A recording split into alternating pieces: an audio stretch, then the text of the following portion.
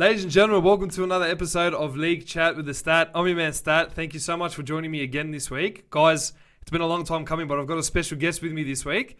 Dan, how are you, buddy? I'm going very well, mate. Thanks for having me. Mate, thank you for joining on. And once again, thank you for sending the email to register your interest in coming on the podcast. It's always appreciated. It's a privilege to be here, mate. Thanks, man. It's good to have you. Now, guys, we're going to get straight into what is round 17. Now, I want to discuss all things round 17 to start off with. Now, the first game, Panthers 25, Broncos 12. Dan, what do you think of that game? Now, I thought Broncos started strong again this week, like they did last week. But we got to see the real Broncos of the season. Yeah. They faded away, and typical of Penrith, they hang in there and they come good towards the back end of the game. I think that's been Penrith's real strength there. Yeah. They don't mind adversity. They can get behind and still look like they're in control of the game. And I thought that was something, Panthers have definitely got going from this year. Yeah, no, definitely. I agree. Now, just something I wanted to highlight. Now, it was the second week in a row that Panthers had a bit of a slow start. Do you reckon that's a cause for concern? Look, against the good sides, if you're playing Melbourne, you're playing Roosters, you can't really afford to give them that start. But I think with Penrith, they're always in control. As long as you're a team that can handle being behind and come back, I wouldn't be too concerned, to be honest. To me, they're still the favourites for the comp. Yeah, no, definitely. I'm definitely the same. I reckon it'll be Penrith at the top for the end of the 2020 season to win that comp. Now, just a couple of things on the game. Now, Tom Dearden, I thought his performance was outstanding once again. And Jordan Riki, second or third game for the club, and that break he made was definitely a highlight for his first NRL try, and definitely a highlight for the Broncos in that match. It was a very rare highlight for the poor Broncos, but it was good to watch a big back row strike, running away like that. It's beautiful. It was great. It's good to watch. Good dummy, good run. Yeah, but we obviously need to talk about the highlight of the game being Katoni Staggs. Mate, Josh Mans was a big boy, bro. Like, he is a big man, and for Staggs to have just, treat him like a little doll and just fend him out of the way was unbelievable. Well, I heard this. I think one of the commentators said they're not sure if he's ended up in the Brisbane River, so that's how big he pushed him. But on a serious note, the way he's going, and I think some of the experts are saying you can't leave him out of Origin with the form he's showing. In a team that's going as poorly as the Broncos, for him to be that much of a standout, he's got to be a young bloke that's knocking on the door of Origin. Absolutely. I know last week he scored 2 tries, scored another try again. He's like the only shining light they've got at the moment, and quite the side they have. But look, I thought Penhasi, I think his return was huge, man. I think that 80 minutes again, 19 runs, 180 metres with 61 tackles and 5 tackle breaks. I thought that's massive, man. But all in all, I think the highlight for me with the Panthers was their forward pack. Everyone stepped up from 8 to 10 to 11 to 13 to 14 to 17. They all stepped it up. The highlight for me was James Fisher-Harris, man. Look, mate, 29 runs, 259 metres, 109 post-contact metres, 32 tackles and a tackle break, man. They're big numbers, Dan. They're huge numbers. Look, he's been enormous for him, and I think it helps when you're playing with a forward pack that's playing with confidence, and having those great halves behind you. It just helps. It just keeps the momentum going for the Panthers. So. Yeah, but he has been a huge in for him this year. Yeah, no, it's good. But it's good. Obviously, now Penrith 3 points clear at the top of the table. Now, next game, 38-10, Knights defeating the Sharks. Now, the whole topic of that game, Townsend's hit on Ponga. Dan, is that a send-off, bro? Look, we were just talking about it earlier. In the 80s, it'd be a pat on the back and he'd be a hero for the game. But these days, you can't get away with that. I don't think it's a send-off. I think a send-off is a huge call. These days, you send a player off, you're playing a man down. The game is too quick. I think you pretty much have... The ref has determined the outcome when he's sent someone off, you know what I mean? And I think it's there for very serious offences. To me, it was a sin bin. So yeah, I didn't think it was a send-off either, to be quite honest with you. But if we compare that to, just quickly, the bite, Kevin Proctor and Sean Johnson, and they were both send-offs, like, in the game, where do you compare the two? Like, how do you compare the two? How can you determine which one's a send-off and which isn't? I think both aren't send-offs, to be honest, yeah, personally. I think both. I think the sin bin needs to be used more than send-offs. I don't think send-offs should be happening often in our game. And I think we really need to look at a 5 minute sin bin. Because 10 minutes, like I said, with the speed of the game, player down for 10 minutes these days is just huge. Yeah, no, it's full on, bro. It changes the whole game. Like with the Sharks, obviously, with a tiny bit of rolling they tried to get, it just didn't work out for them. But look, Sharks, all year they've been missing a lot of tackles, and another 40 tackles missed from Friday night. It's not good enough. But I thought Connor Tracy, coming off the bench, like he's done the last few weeks, even started a few weeks back, and just bringing that energy, scoring the try, trying to get the Sharks with a bit of a roll-on with Townsend coming off. I thought he was actually pretty good, but it was too little too late for the Sharks. I mean, Knights, Kalen Ponga, just 3 tries, terrorised them all night. Yeah, Connor Tracy, it was, like you said, wasn't enough for the night, but I think it's good signs for them that he's playing well, because it looks like they're going to be without Townsend for some time. So I think they're going to be relying heavily on him for the halves. Yeah, and I think with Sean Johnson coming back this week, which we'll get to later, I think it'll be a big boost for the Sharks as well. So, But yeah, look, we'll get to Callum Ponga a little bit later on in the podcast as well. A bit to talk about him later on. But moving on to the next game, Storm 22 defeating the Rabbitohs 16. For me, if I could say, I thought Rabbitohs were terrific in the first half, really keeping the Storm grounded. I thought they dominated the whole 40. I think that error at the back end that allowed Melbourne to score with about a minute or so to go really hurt the Rabbitohs. But what did you think of the second half for Melbourne? You got to hate Melbourne, don't you? Bro. They're just that good that you hate them. I mean, sometimes I watch games and you feel like the opposition has played their best game for the season. I think this is it. You're going to get Melbourne. Yeah. They just keep coming at you, and Bellamy has just drilled that into his team. That no matter where they're at, no one wants to let down the coach, the captain, the player beside him. I just think the systems they got up there, it's an awesome setup. And yeah, for sure. Similar to Penrith, I think they still looked in control of the game even when they were behind. Yeah, year by year we say, all right, they've got rid of Billy Slater. They'll start to fall. They don't have Cooper Cronk, they'll start to fall. I feel like with Cameron Smith holding the fort and the guys they've got in to replace them, Jerome Hughes, Munster, and in particular Ryan Pappenhausen, man, another standout performance. Like, can you leave someone like him out of Origin? I know Tedesco's at fullback, but would you consider him a smoky for a utility role? Or? Oh, look, he's been awesome. I think with Origin, the great players, you find a spot for them, and I think Blues have shown that. Brad Fittler has shown he's played fullbacks. I think both his wingers last year were fullbacks, so I don't think he's scared to do it, and I think we're going to be missing Travojevic for Origin, so mate, why not give him a go? Yeah, well, I know that Freddie Fittler is pretty interested in having Travojevic play the last 2 games of the year and potential in for Origin. If that wasn't meant to be, I reckon, Pappenhausen definitely a smoky for that. He's just been playing too good football. Now, to the next game, the Titans 18 defeating the Dogs 14. Mate, how good is it to see the Titans a bit on the rise this year? Yeah, I think you feel a bit sorry for the Titans. They don't seem to go well. They always seem to be towards the bottom of the table.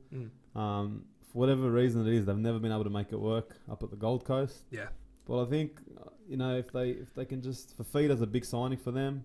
If they can just get it together. I mean, I think Holbrook is a good coach. Yeah. I mean, Bulldogs are after him. They missed him. Titans got him. And look at at the end of the day, Bulldogs are going hopeless. And Titans, had the 2 wins in a row. So it's good for them. Yeah, now, look, it doesn't help with the Dogs losing Kieran Foran for the year. Another injury, unfortunately, with a torn pec. And Dylan Napa has done his MCL. So they'll be both out for the year.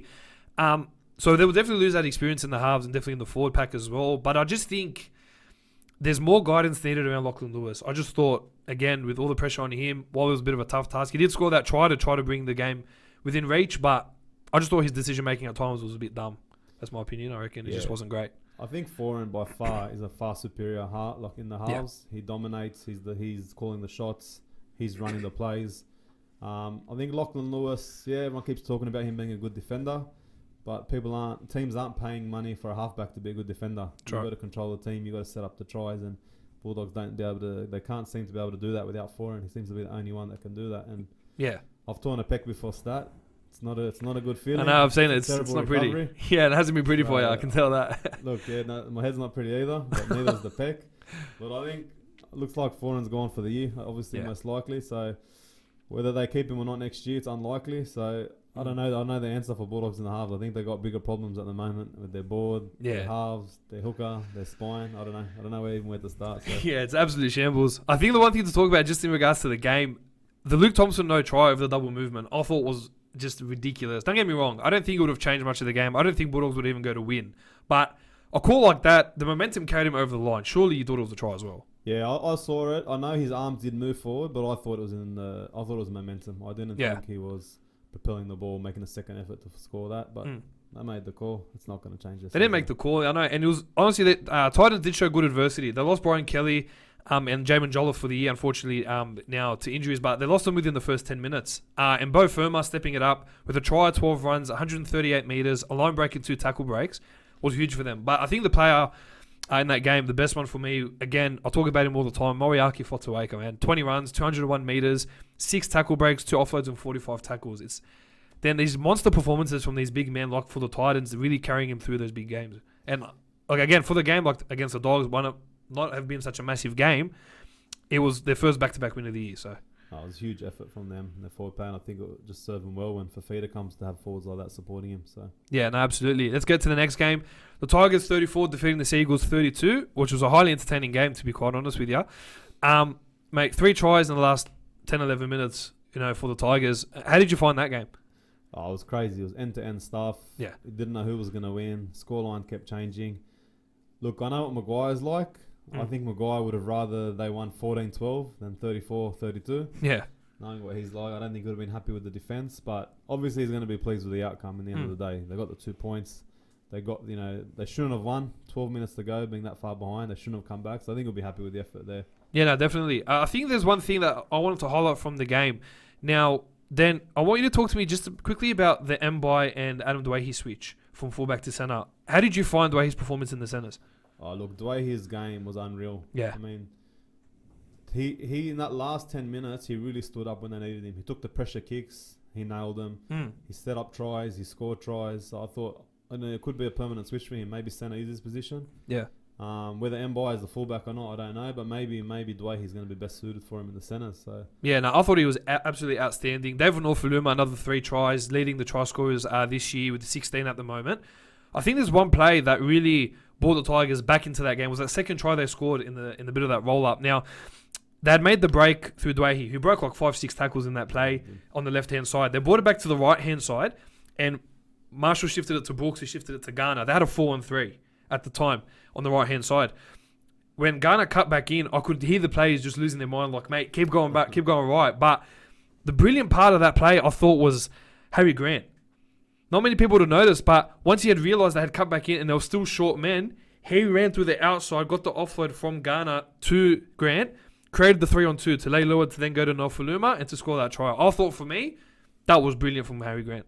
Mate, can I tell you, our Tigers, I know he keeps saying he wants to go back to Melbourne, but they should do everything in their power to try to keep him there. I think he's going to be a great hooker for the future. So Yeah, I think he'd be the best replacement for Robbie Farah. I think with Jacob Little having so many injuries and just starting to find some form after that ACL injury, Harry Grant's just taking his game to another level. And you got to remember, it's his first year then. This is his first year and he's playing like that.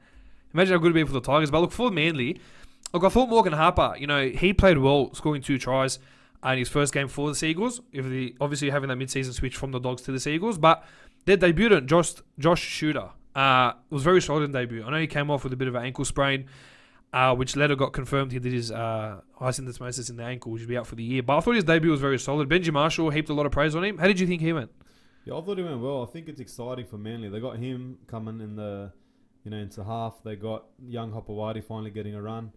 I think I'm hearing at Manly, they've got like a young brigade coming through, similar to what Penrith have got now. Yeah. With Cleary and that age group. I think Manly got something special coming through the ranks, so I'm excited to watch them over the next couple of years to see how they go. Absolutely down. I definitely agree with you on that. Now, having taken it away from such a good game, now this Russell Packer and Josh Reynolds story, them leaving at halftime, I think it's an absolute media beat up. Do you see it that way, Dan, or do you kind of see a different perspective? Fake news. Yeah. I think the media is blowing it out of proportion, and if I was the players, I wouldn't care. I wouldn't be scared of or worried about the media. But who I would be worried and scared about is, again, Michael Maguire. I know he's downplaying it in the media, which is what a smart coach would do, but I think behind closed doors, I think he'll be whipping them, to be honest. Yeah. So I think they should be more worried about that than what the media's saying. Yeah, no, I definitely agree with that. Definitely agree. Now, look, a grand final rematch, Roosters 18 defeating the Raiders 6. Now, look, man, I watched this game and I thought Tedesco's performance, again, he stepped it up from the get-go. He wanted that extra responsibility that he got from Trevor Robertson, like having to take control of the whole game.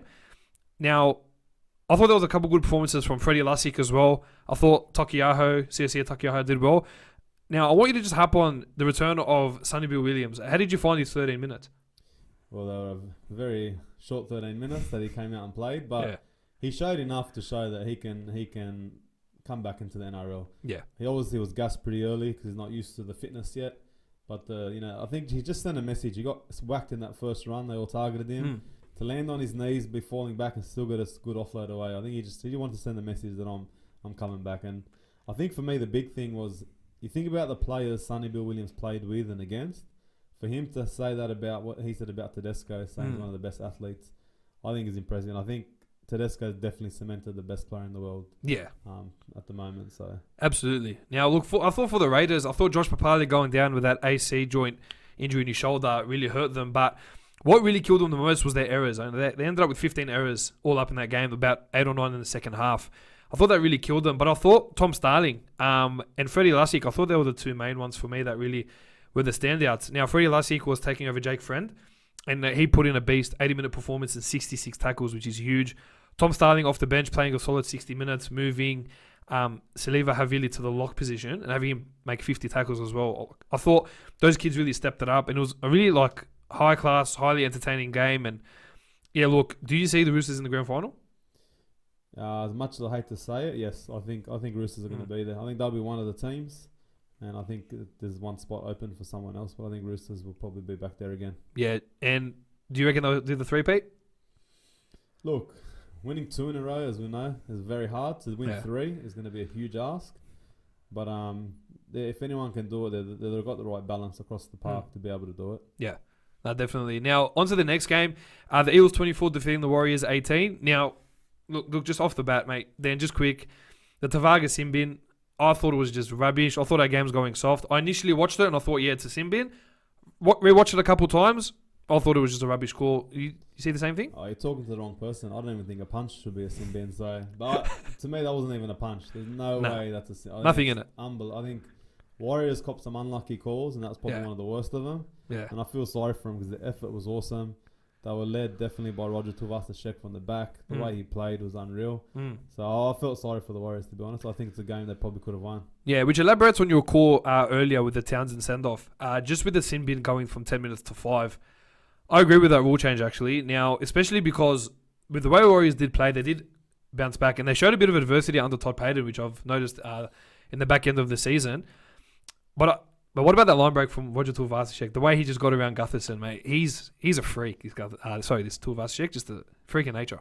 His footwork, like he's one of the best players to watch. The way he's balanced when he moves, he can be moving sideways and he's going just as quick as when he's at full. It's unbelievable. It's just awesome to watch. I love watching him run.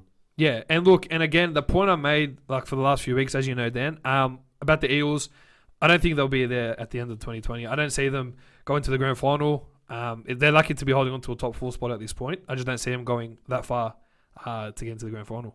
I think Eels, they're a confidence team. If they get on a roll, they can run over sides. As soon as they're faced with a bit of adversity, they just can't come back from it. They're not like the Roosters, the Melbournes, and even the Panthers this year. Yeah, they can get behind. They stick it out. They're willing to get into the arm wrestle. Para can't. They just they're halves of confidence players. We've got a young hooker and Reid Mahoney who's is copped that injury. Yeah, but I think Dylan Brown's going to just be one injury too much for them to bounce back from. Honest. I was actually just about to harp on that. Jai Field, I thought he played okay, but he's no Dylan Brown. Dylan Brown has just been a class above this year. I reckon he's just been exceptional. He's got a great head on his shoulders for a young bloke. Yeah, the way he moves with the ball, he gets the ball out wide. That left side just been so dangerous. Guthers has been a big part of that as well. But yeah, Dylan Brown's just been great for him this year. Yeah, absolutely. I think another smoky for me for Origin, man. Nathan Brown, 21 runs, 192 meters, 92 post-contact meters. But get this, with a line break assist, 2 tackle breaks, and offload and 41 tackles. Then that was done in 60 minutes. Imagine he played that 80 minutes. Brownie. You got to love Brownie. I love Brownie, bro. What a man. He's just those little tough blokes in your team that you love to play next to. He's just, no matter what, you know what you're going to get from him. Yeah. I mean, you've seen Brownie. He's not a big guy. But the way he just puts his body on the line. And I think he's just the perfect player for Origin. I think he would be great in there. I think for me, it's not a matter of if, it's a matter of when for Nathan Brown for Origin. So, look, last game of the round, Cowboys 23, defeating the Dragons 22. Mate, Cowboys finally got the win. They snapped the 9-game losing streak, which is about time and good to see. Yeah, and poor old Dragons, they're the ones that had to cop it and lose. Cowboys haven't shown anything great this season to show. I feel like you just worry about where they're headed. I know now they've got rid of the coach. They're trying to move in a new direction, so I think they've got a lot of big decisions to be made on how they're going to turn things around. No, definitely. And it was a case of, in this game, with obviously 2 interim coaches for the time being before they go with different men to lead for the future. But, yeah, look, I thought the Dragons just let that one go. I thought it was disappointing to see, with the way that Dean Young has been coaching them, kind of like not taking any crap from anyone, wants everyone to be direct, wants everyone to be playing everyone, sharp. And he actually dropped a player or 2 this week, which we'll get to later. But, look, I think, mate, Cameron McInnes, I talk about him all the time, but there's a reason I do, Dan. He's just a freak in nature. Playing in lock, mate, 20 runs, 203 meters, and 56 tackles, along with a line break, tackle break, and 2 offloads. Mate, he's the one leading from the front. What makes that more impressive is he plays hooker. He's a hooker. Yeah. So to move from hooker into lock and then to run for over 200 meters and over 50 tackle, that is unbelievable. So yeah, no, crazy numbers. And this is all to play a part in the team for Ben Hunt to move to 9. Just for the rest of the year. And I see Ben Hunt as more of a 9 than he is a 7. Anthony Griffin, who will be taking over the next few years, sees it different, sees him as a 7. But look, I just thought a game like that to let go and look for the Cowboys to kind of, and they want to end the year with a bit of, a couple of victories. I think just they've had, like as I said, they've lost 9 games straight. Look, even impressive doing it without Tamalolo and Michael Morgan. I thought that was huge for them. Jake Clifford, I thought, stepped up and played really well. So, but yeah, look, for the Dragons, it's just a matter of now. I reckon it'll be time for them to blood in some juniors for the rest of the year and see how Griffin will go about it next year, I reckon. So I think that was my take on that, and that was a good way to kind of wrap up round 17 in a nutshell. Now, news around the NRL world. Now, obviously, a lot happens week in, week out. I won't get into every single bit of news, but a couple of things I wanted to just kind of mention with you, Dan. Kerrod Holland, 27 years old, announcing his retirement. That come a bit of a shock to you? It did and it didn't, to be honest. Bulldogs are at where they're at the moment. They got players in the NRL team who aren't NRL quality. Yep. And I know it sounds harsh to say, but I don't think Kerrod Holland is really at the NRL level. Yep. I think when Desi brought him over, he saw a future for him, but it hasn't really, there's been no fruition on that. So I think he's going to move to Newcastle and focus his life on moving to the next stage of his life. So I wish him all the best. Yeah, definitely wish him all the best from our team here. Now, Josh Mansell being shopped around to a few clubs, a bit of a smoky news for the week. It's so that Panthers can keep their young talent. And I know Charlie Staines has been wanting to stay with the Panthers, and he's scored 6 tries in about 100-odd minutes in first grade. Now, would you take someone like Josh Mansell at your club? Because I know I would. Look, I think Penrith, they want to keep Josh Mansell. I mean, you wouldn't let him go, would you? Like, he gets the set started so strongly. He's got a strong leg drive. I think he's great for those young halves to have someone like him experience. You can't just throw in all the young guys together. I don't know, but definitely at Canterbury you take him. Yeah. There'd be a lot of clubs after him, so yeah, for sure. He's not going to struggle getting a job somewhere else. But I don't know. I think Penrith should find a way to keep him there. Yeah, no, absolutely. I've rated Josh Mansell for many years now, and I know that we put in a decent offer before he re-signed with Penrith a few years back. So look, it's an interesting one to kind of keep your eyes on, I guess. But look, any chance I can get Josh Mansell into my side, mate, I'll take him, mate. He's a freak in nature, and he's played his best footy this year, obviously overcoming a few injuries. So I'm very happy to obviously see him hit form. But yeah, Penrith would be crazy to let him go, I reckon. Now, Todd Payten announced as the next coach for the North Queensland Cowboys for the next 3 years. I reckon that's a pretty good signing for the Cowboys. I think someone young. He was an assistant there before as well, Dan. So I think that's a pretty good signing. What do you think? Yeah, look, I reckon he had the job tied up before. When he knocked back the Warriors offer, I thought, mate, he's probably going to be locked in with that job at Cowboys. You're not going to knock back a NRL when his goal has always been to coach an NRL side. So I think he had it, and I think he's proven he deserves it. The way he's taken this Warriors team. Everyone knows, they're away from home. They're renting players from other teams. Yeah. They're doing it tough, and they keep turning up every week. There are other teams that should, take some lessons out of the way Warriors are going. And yeah, he's been probably exceptional. part of that. Yeah, no, 100%. He's been unreal, Todd Payten, since he's taken over Stephen Kearney. So I think he's going to be great for the Cowboys. I'm really excited to see what he can do with Valentine Holmes and Drinkwater, Morgan and Clifford, and trying to fit them all into that team there. Now, one of the last bits of news that we're going to recap for the week, Anthony Griffin, as we harped on a little bit earlier, signing on as a Dragons coach for the next 2 years. Now, as a coach, I reckon Anthony Griffin's a great coach over the last few years. Like when he coached at Brisbane, he got punted because they wanted Wayne Bennett. And when he had Penrith on the top 4, he had a fallout with Phil Gould. Now, Anthony Griffin's all about developing the juniors and bringing in the juniors and developing a pathway to see some juniors thrive at NRL level. I'm very happy the Dragons didn't stick with their, kind of the old boys mentality and stick to someone like, Dean Young or had McGregor been there for 7 years before. Was it the right decision then to go with someone outside the box, or do you actually think they should have got someone within the club? Well, Dragons have tried so many times sticking to someone from inside the Red V. The problem for Dragons is the only time they've ever won a premiership in the last however many years has been when they brought in Bennett. Yeah. So to me, if that's the only way it's worked, I think they need probably, as much as they love having someone from inside their club, I think they need someone who's just come in separate and just be tough on their team and just take them where they need to be. So I think it's a good move. Yeah, no, absolutely. And the last thing to recap for the week, I'm just going to say Josh Adokar. For me, he's a winger. Tigers think otherwise. They're offering him, and they've tabled an offer of $650,000 a season for 4 years to see him as their fullback. Is he the answer to their fullback, Rose? Look, any club will take him at wing. He's proven himself at wing. Potentially, one of the best wingers in the game. Can you make it at fullback? I guess, there's only one way to find out. Yeah. Do you think the money's a bit ludicrous though? $650,000 a season. Look, that's what fullbacks earn. Mm. Now, whether he's that fullback or not, and whether he's going to be earning his money, I guess it's going to be hard to see. But if Maguire thinks he can get that out of him, then he's going to have to try. And if it doesn't work, it's going to backfire on him, and he's going to get questioned by the board. Yeah. And if it goes well, he's going to be a genius. So he's going to have to wait and see how Madge goes with it. Yeah, definitely. I think this would be Madge's first big signing for the club as well, seeing as though they've already got a few in Packer, Reynolds and Brooks taking up so much cap space from previous coach Ivan Cleary. So, but look, that's my take on that. Round 18, let's get into that. We've got the Tigers coming up against the Rabbitohs. Tigers will be 1-17 this week. Rabbitohs will get Dane Gagai back on the wing, and he'll take the place of their rookie Jackson Paulo. And Tavita Tatala is out with that knee injury, so Liam Knight will start up prop, and Jed Cartwright will be looking to make his debut off the bench. I think Rabbitohs for me this game. I think they'll continue to build from that performance against Melbourne. Do you see it going the same way? Yeah, look, Tigers did well to come back with Manly, but I think Rabbitohs have just been too classy the last few weeks, so I think they'll take it. Perfect. Now, we've got the Dogs coming up against the Sea Eagles. Mass changes here, man, so a lot to get through with this one. Marcelo Montoya, Kieran Holland, who we spoke about earlier, Kieran Foran and Dylan Napa all out. Jaden Okwabor will play his first game of the year. Daniel Telly-Zesniak will go into the centres. Raymond Smith will go into the centres as well. And Jake Averillo will be playing alongside Lachlan Lewis in the halves at 5'8". Luke Thompson will be back in at lock, with Tolman moving to prop and Napa, as I said, out.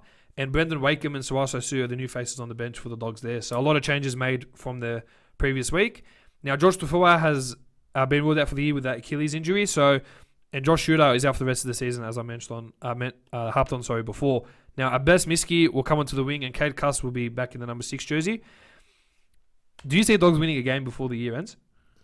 Look, for them to have any hope, you need Tolman to stop getting the ball on fourth. Yep. With a slow play the ball. In all seriousness, I think they're going to struggle. Bulldogs, you got to give it to them. For the roster they have isn't up to scratch, and they're having a go. They are really having a go. Yeah. But I think they just lack a bit of class and a bit of polish to be able to knock teams over in the NRL. So they're going to struggle. And losing Foran obviously makes that a lot worse with the inexperience we have in the halves as well. So, but yeah, look, I reckon, I back Dogs every week, Dan, but it's hard to overlook the Sea Eagles, and especially the way they played last week. Even though they did lose, I'm sure Des will want to get one over his old club as well. So, one to watch out for.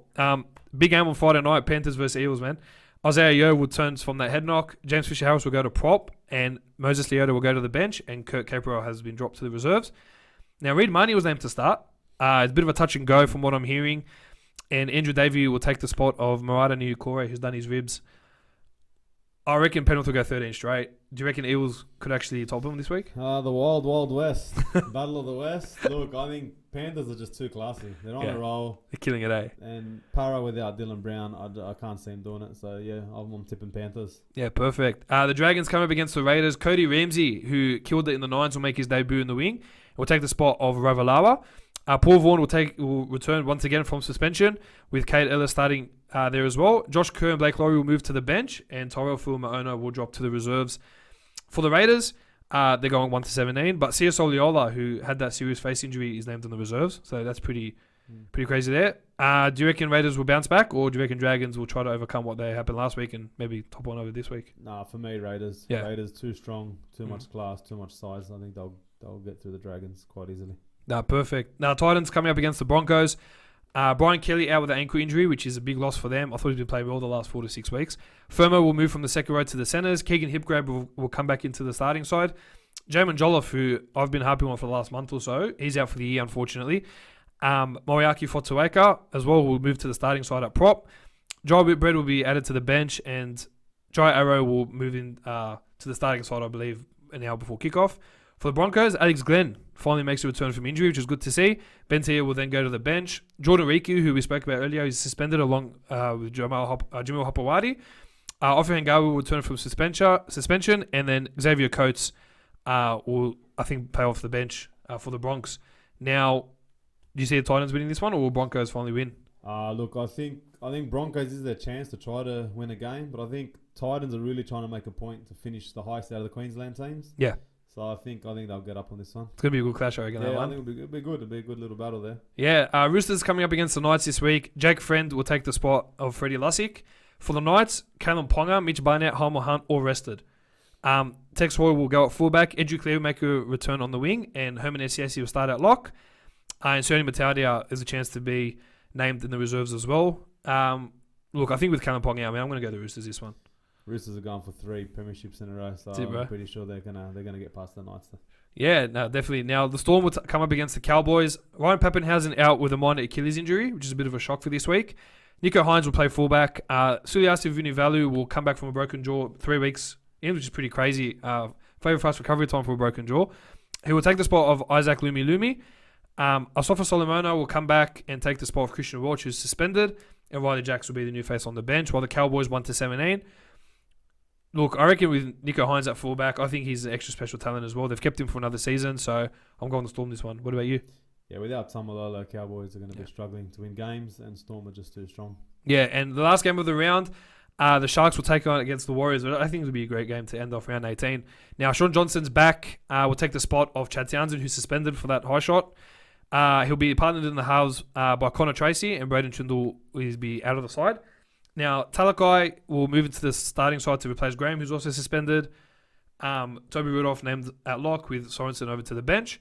And Sione Katoa will come back into the backs, and Fafita named on the bench as well. For the Warriors, they'll get George Jennings and Alvaro back, obviously not having played last week due to them versing the Eagles. Gerard Bill and Josh Curran will be the ones dropping out. And Isaiah Papali'i will start at prop, and Lachlan Burr will go to the bench.